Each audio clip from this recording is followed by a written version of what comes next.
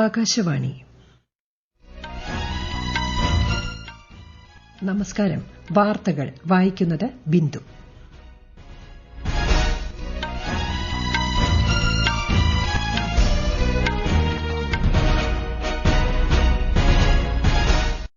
പ്രധാന വാർത്തകൾ. 2022-2023 വർഷങ്ങളിലെ സംഗീത നാടക അക്കാദമി അവാർഡുകൾ രാഷ്ട്രപതി ദ്രൌപദി മുർമു ഇന്ന് സമ്മാനിക്കും. ജലത്തിനടിയിലൂടെയുള്ള രാജ്യത്തെ ആദ്യ മെട്രോ സർവീസ് പ്രധാനമന്ത്രി നരേന്ദ്രമോദി കൊൽക്കത്തയിൽ ഉദ്ഘാടനം ചെയ്തു. കൊച്ചി മെട്രോയുടെ തൃപ്പൂണിത്തുറ ടെർമിനലും പ്രധാനമന്ത്രി നാടിന് സമർപ്പിച്ചു. ബീഹാറിൽ 12,800 കോടി രൂപയുടെ വിവിധ അടിസ്ഥാന സൌകര്യ വികസന പദ്ധതികൾക്ക് പ്രധാനമന്ത്രി നരേന്ദ്രമോദി ഇന്ന് തുടക്കം കുറിക്കും. ഗാസയിലെ വെടിനിർത്തൽ സംബന്ധിച്ച് ഇസ്രായേൽ ഹമാസുമായി നടത്തിയ ചർച്ച പരാജയം. വനിതാ പ്രീമിയർ ലീഗ് ക്രിക്കറ്റിൽ ഇന്ന് ഗുജറാത്ത് ജയന്റ്സ് റോയൽ ചലഞ്ചേഴ്സ് ബംഗളൂരുവിനെ നേരിടും. വാർത്തകൾ വിശദമായി. 2022-2023 വർഷങ്ങളിലെ സംഗീത നാടക അക്കാദമി അവാർഡുകൾ രാഷ്ട്രപതി ദ്രൌപദി മുർമു ഇന്ന് സമ്മാനിക്കും. ന്യൂഡൽഹിയിൽ നടക്കുന്ന ചടങ്ങിൽ 94 പ്രമുഖ കലാകാരന്മാരാണ് പുരസ്കാരം ഏറ്റുവാങ്ങുക. സംഗീതം, നൃത്തം, നാടകം, നാടോടി ആദിവാസി കലകൾ, പാവകളി, അനുബന്ധ നാടക കലാരൂപങ്ങൾ എന്നീ മേഖലകളിലാണ് പുരസ്കാരങ്ങൾ നൽകുന്നത്. അവാർഡ് വിതരണത്തോടൊപ്പം 7 പ്രമുഖ കലാകാരന്മാർക്കുള്ള സംഗീത നാടക അക്കാദമി ഫെലോഷിപ്പും ശ്രീമതി മുർമു സമ്മാനിക്കും.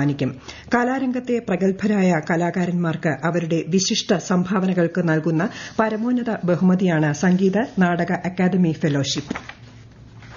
പ്രധാനമന്ത്രി നരേന്ദ്രമോദി കൊൽക്കത്തയിൽ 15,400 കോടി രൂപയുടെ വിവിധ മെട്രോ റെയിൽ കണക്ടിവിറ്റി പദ്ധതികളുടെ ഉദ്ഘാടനവും തറക്കല്ലിടലും നിർവഹിച്ചു. കൊൽക്കത്ത മെട്രോയുടെ ഹൌഡ മൈതാനം മെട്രോ സെക്ഷൻ, തരാതല മെജർഹത്ത് മെട്രോ സെക്ഷൻ തുടങ്ങിയവയുടെ വിപുലീകരണ പദ്ധതികൾ അദ്ദേഹം ഉദ്ഘാടനം ചെയ്തു.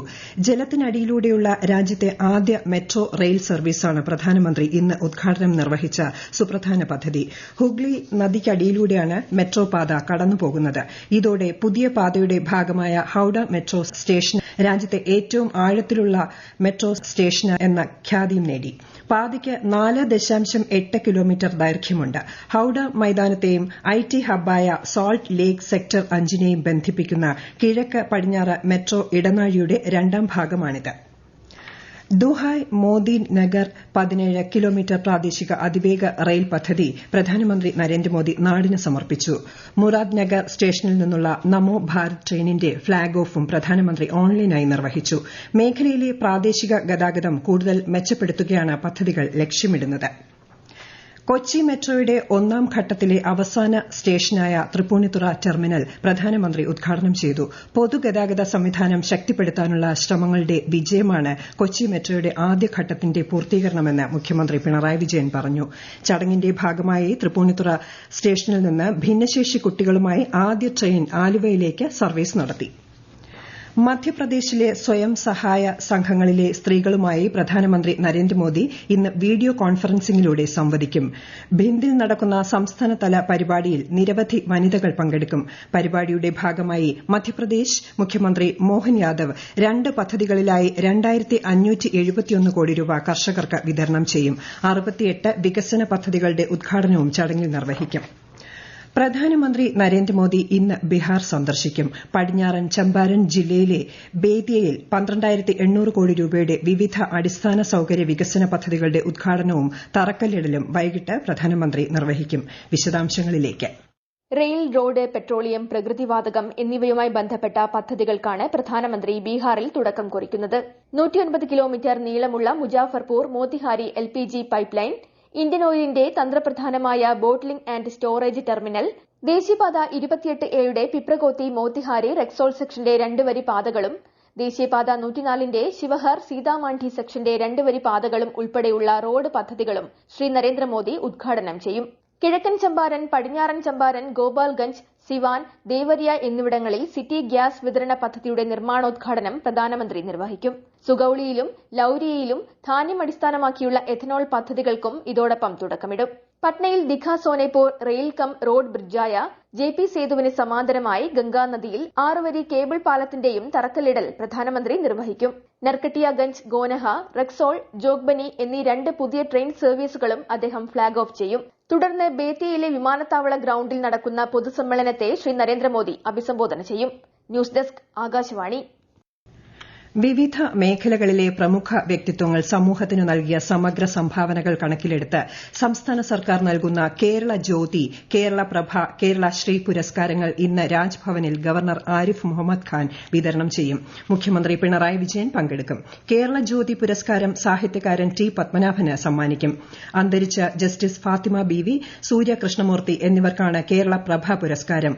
Punalur Somarajan, doctor V P Gangadharan, Ravi D C, K M Chandrasekhar, Pandit Ramesh Narayan എന്നിവർക്ക് കേരള ശ്രീ പുരസ്കാരം നൽകും. ഈ വാർത്തകൾ ആകാശവാണിയിൽ നിന്ന്. ആകാശവാണി വാർത്തകളും വാർത്താധിഷ്ഠിത പരിപാടികളും all India radio news Thiruvananthapuram എന്ന യൂട്യൂബ് ചാനലിൽ ലഭ്യമാണ്. കൂടുതൽ വാർത്തകൾക്കായി @all India radio news Thiruvananthapuram എന്ന ഫേസ്ബുക്ക് പേജും @AER_News_TVM എന്ന എക്സ് ഹാൻഡിലും സന്ദർശിക്കാം. ഭാവിയുടെ സാങ്കേതിക വിദ്യകൾ രൂപപ്പെടുത്തുന്നതിൽ ഇന്ത്യൻ സ്റ്റാർട്ടപ്പുകൾ നിർണായക പങ്ക് വഹിക്കുമെന്ന് കേന്ദ്ര സഹമന്ത്രി രാജീവ് ചന്ദ്രശേഖർ. തിരുവനന്തപുരം ടെക്നോ പാർക്കിലെ SDPI ഇൻക്യുബേഷൻ കേന്ദ്രം ഉദ്ഘാടനം ചെയ്യുകയായിരുന്നു അദ്ദേഹം. വിവര വിജ്ഞാന രംഗത്ത് ഇന്ത്യയെ ലോകോത്തര മാതൃകയാക്കുകയാണ് കേന്ദ്ര സർക്കാരിന്റെ ലക്ഷ്യമെന്നും ശ്രീ രാജീവ് ചന്ദ്രശേഖർ പറഞ്ഞു. ന്യൂനപക്ഷ ക്ഷേമം സമൂഹത്തിന്റെ ആകെ പൊതുവായ പ്രശ്നമായാണ് കേരളത്തിലെ സർക്കാർ കാണുന്നതെന്ന് മുഖ്യമന്ത്രി പിണറായി വിജയൻ. ന്യൂനപക്ഷ വകുപ്പ് സംഘടിപ്പിച്ച ഇൻസാഫ് പരിപാടിയുടെ ഉദ്ഘാടനം തിരുവനന്തപുരത്ത് നിർവഹിക്കുകയായിരുന്നു മുഖ്യമന്ത്രി.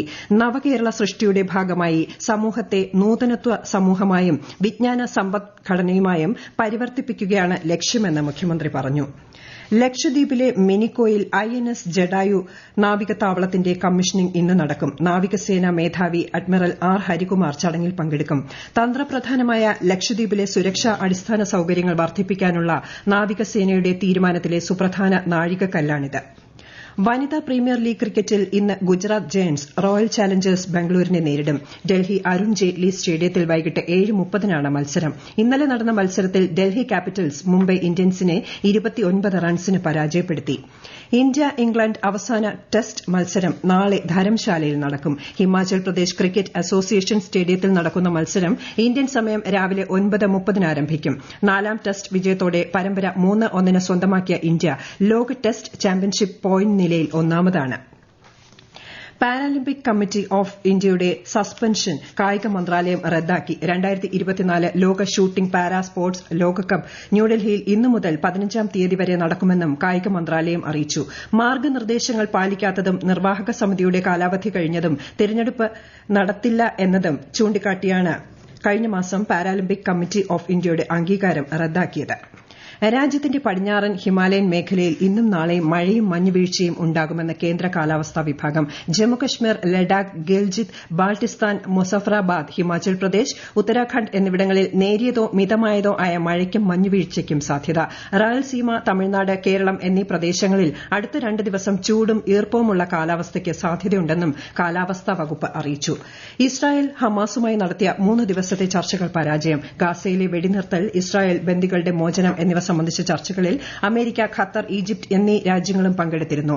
ആക്രമണം അവസാനിപ്പിച്ച് ഇസ്രായേൽ ഗാസയിൽ നിന്ന് പിൻവാങ്ങുകയും പലസ്തീൻ തടവുകാരെ മോചിപ്പിക്കുകയും ചെയ്തില്ലെങ്കിൽ തങ്ങൾ ബന്ദികളാക്കിയ 100 പേരെ മോചിപ്പിക്കില്ലെന്ന് ഹമാസ് അറിയിച്ചതായാണ് റിപ്പോർട്ട്. മേഖലയിൽ സ്ഥിരമായ വെടിനിർത്തലാണ് ആവശ്യമെന്ന് ഹമാസിന്റെ മുതിർന്ന ഉദ്യോഗസ്ഥൻ ഒസാമ ഹംദാൻ പറഞ്ഞു. കേന്ദ്ര ആഭ്യന്തരമന്ത്രി അമിത്ഷാ മുംബൈയിൽ സഹ്യാദ്രി സർക്കാർ ഗസ്റ്റ് ഹൌസിൽ മഹാരാഷ്ട്ര സഖ്യകക്ഷികളുമായി ഇന്നലെ രാത്രി കൂടിക്കാഴ്ച നടത്തി. BJP, ശിവസേന, NCP എന്നിവരടങ്ങുന്ന മഹായുതി സഖ്യത്തിന്റെ മഹാരാഷ്ട്രയിലെ സീറ്റ് വിഭജനത്തിൽ ഇന്ന് തീരുമാനമായേക്കും. സഖ്യത്തിന്റെ ഔദ്യോഗിക പ്രഖ്യാപനം ഇന്ന് നടത്തുമെന്നാണ് സൂചന. പ്രധാന വാർത്തകൾ വീണ്ടും. 2022-2023 വർഷങ്ങളിലെ സംഗീത നാടക അക്കാദമി അവാർഡുകൾ രാഷ്ട്രപതി ദ്രൌപദി മുർമു ഇന്ന് സമ്മാനിക്കും. ജലത്തിനടിയിലൂടെയുള്ള രാജ്യത്തെ ആദ്യ മെട്രോ സർവീസ് പ്രധാനമന്ത്രി നരേന്ദ്രമോദി കൊൽക്കത്തയിൽ ഉദ്ഘാടനം ചെയ്തു. കൊച്ചി മെട്രോയുടെ തൃപ്പൂണിത്തുറ ടെർമിനലും പ്രധാനമന്ത്രി നാടിന് സമർപ്പിച്ചു. ബീഹാറിൽ 12,800 കോടി രൂപയുടെ അടിസ്ഥാന സൌകര്യ വികസന പദ്ധതികൾക്ക് പ്രധാനമന്ത്രി നരേന്ദ്രമോദി ഇന്ന് തുടക്കം കുറിക്കും. ഗാസയിലെ വെടിനിർത്തൽ സംബന്ധിച്ച് ഇസ്രായേൽ ഹമാസുമായി നടത്തിയ ചർച്ച പരാജയം. വനിതാ പ്രീമിയർ ലീഗ് ക്രിക്കറ്റിൽ ഇന്ന് ഗുജറാത്ത് ജയന്റ്സ് റോയൽ ചാലഞ്ചേഴ്സ് ബംഗളൂരുവിനെ നേരിടും. വാർത്തകൾ കഴിഞ്ഞു. അടുത്ത വാർത്താ പ്രക്ഷേപണം വൈകുന്നേരം 6:30-ന്.